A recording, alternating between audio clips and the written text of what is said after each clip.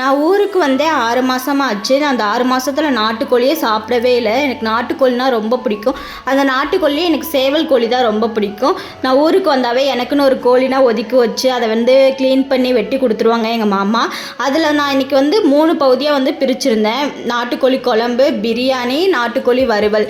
இது எல்லாமே நான் விறகடுப்புல தான் செஞ்சிருந்தேன். எப்பவுமே நம்ம கேஸ் அடுப்புல தானே செஞ்சோம் அப்படின்னு சொல்லிட்டு விறகடுப்புல செய்றது ரொம்பவே டேஸ்ட்டா இருக்கும்.